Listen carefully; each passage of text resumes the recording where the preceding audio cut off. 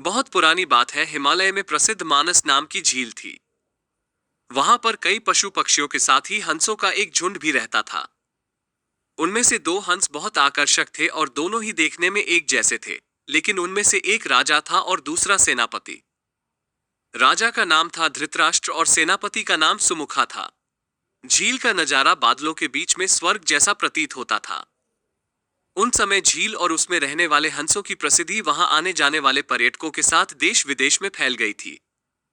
वहां का गुणगान कई कवियों ने अपनी कविताओं में किया, जिससे प्रभावित होकर वाराणसी के राजा को वो नजारा देखने की इच्छा हुई। राजा ने अपने राज्य में बिल्कुल वैसी ही झील का निर्माण करवाया और वहां पर कई प्रकार के सुंदर और आकर्षक फूलों के पौधों के साथ ही स्वादिष्ट फलों के पेड़ लगवाए।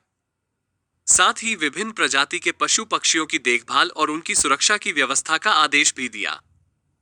वाराणसी का ये सरोवर भी स्वर्ग जैसा सुंदर था, लेकिन राजा के मन में अभी उन दो हंसों को देखने की इच्छा थी, जो मानस सरोवर में रहते थे। एक दिन मानस सरोवर के अन्य हंसों ने राजा के सामने वाराणसी के सरोवर जाने की इच्छा प्रकट की, लेकिन हंसों का राजा समझदार था। वह जानता था कि अगर वो वहां गए तो राज उन्हें पकड़ लेगा।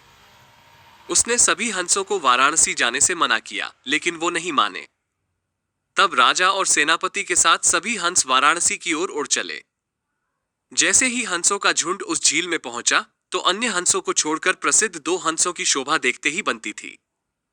सोने की तरह चमकती उनकी चोंच, सोने की तरह ही नजर आते उनके पैर और बादलों से भी ज्यादा सफेद उनके पंख हर किसी को अपनी ओर आकर्षित कर रहे थे। हंसों के पहुंचने की खबर राजा को दी गई। उसने हंसों को पकड़ने की युक्ति सोची और एक रात जब सब सो गए, तो उन हंसों को पकड़ने के लिए जाल बिछाया गया। अगले दिन जब हंसों का राजा जागा और भ्रमण पर निकला, तो वो जाल में फंस गया। उसने तुरंत ही तेज आवाज में अन्य सभी हंसों को वहां से उड़ने और अपनी जान बचाने का आदेश दिया। अन्य सभी हंस उड़ गए, लेकिन उनका सेनापति सुमुखा अपने स्वामी को फंसा देखकर उसे बचाने के लिए वहीं रुक गया। इस बीच हंस को पकड़ने के लिए सैनिक वहां आ गया। उसने देखा कि हंसों का राजा जाल में फंसा हुआ है और दूसरा राजा को बचाने के लिए वहां खड़ा हुआ है। हंस की स्वामी भक्ति देखकर सैनिक बहुत प्रभावित हुआ और उसने हंसों के राजा को छोड़ दिया। हंसों का राजा समझदार होने के साथ साथ दूरदर्शी भी था।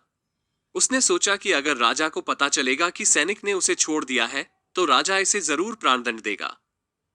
तब उसने सैनिक से कहा कि आप हमें अपने राजा के पास ले चलें। ये सुनकर सैनिक उन्हें अपने साथ राजदरबार में ले गया। दोनों हंस सैनिक के कंधे पर बैठे थे। हंसों को सैनिक के कंधे पर बैठा देखकर हर कोई सोच में पड़ गया। जब राजा ने इस बात का रहस्य पूछा, तो सैनिक ने सारी बात सच सच बता दी। सैनिक की बात सुनकर राजा के साथ ही सारा दरबार उनके साहस और सेनापति की स्वामी भक्ति पर हैरान रह गया और सभी के मन में उनके लिए प्रेम जाग उठा। राजा ने सैनिक को माफ कर दिया और दोनों हंसों को आदर के साथ कुछ और दिन ठहरने का निवेदन किया। हंस ने राजा का निवेदन स्वीकार किया और कुछ दिन वहां रुककर वापस मानस झील चले गए। किसी भी परिस्थिति में हमें अपनों का साथ नहीं छोड़ना चाहिए।